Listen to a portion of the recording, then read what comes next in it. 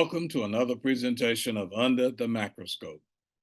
Today, I want us to take a closer look at the Biden-Trump encounter. Some call it the debate.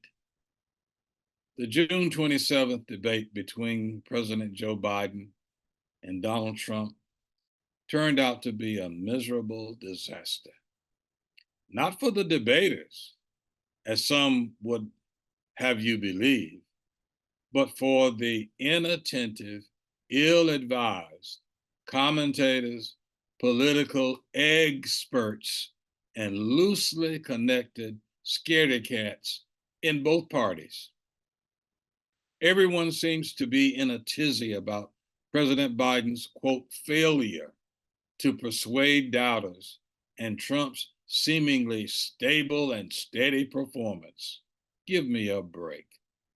I simply couldn't believe all of the wimpy garbage that some people who, before the debate, were considered professional analysts were spewing out.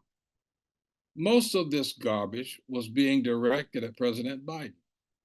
Even some of the so-called Democratic insiders were talking about defeat and despair. Maybe it's just me, but I don't get all of this gloom and doom. Yes, President Biden did stumble, but instead of predicting his political demise, we needed to consider his record of service. That record speaks for itself. He inherited a disastrous nightmare from a self-indulgent moron who should never have been in the Oval Office in the first place. As far as I'm concerned, Donald Trump was never really president. If I might borrow from a church house funny, sitting on a pew won't make you a Christian any more than standing in a garage will make you a car. Likewise, stumbling around the Oval Office will not make you a president any more than standing in a Toyota manufacturing plant will make you a Venza, which is my favorite car.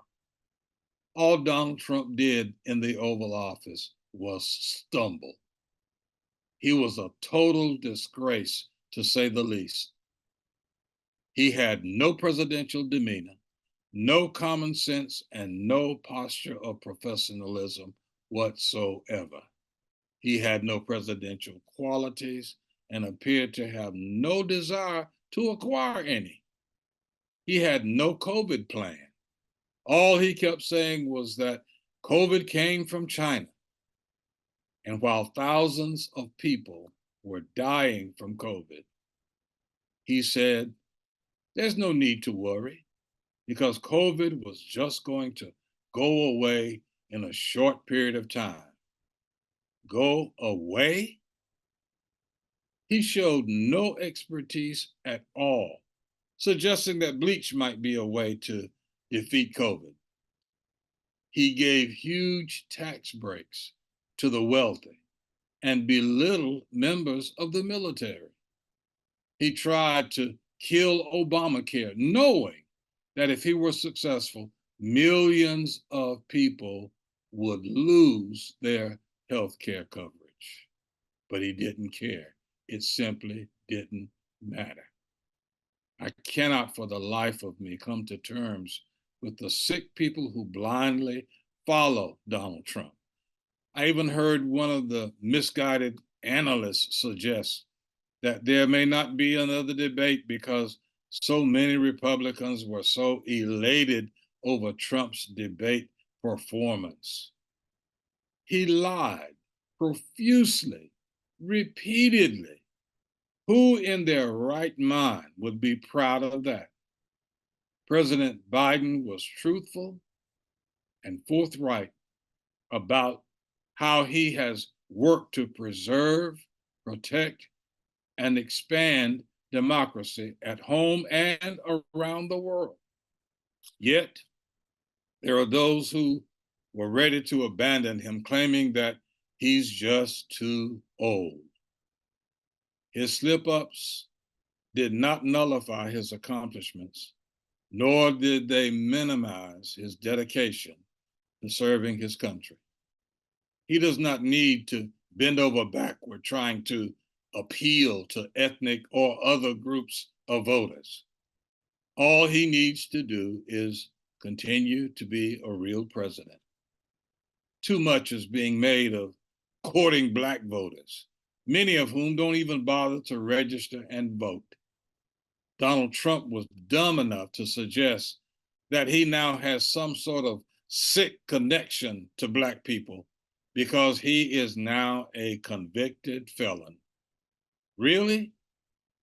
How many Black people do you know who have 34 felony convictions, with many more looming in the very near future?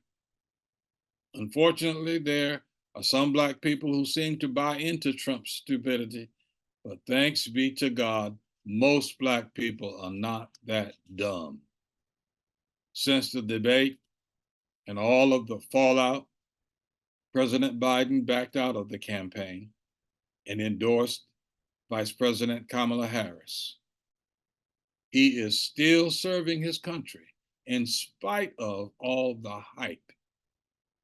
We need to support Vice President Harris for the presidency and let Donald Trump go to prison where convicted felons belong. Trump tried to claim during the debate that he should have been taking it easy and enjoying his leisure time, but he had to run, he says, again, because President Biden was such a bad president.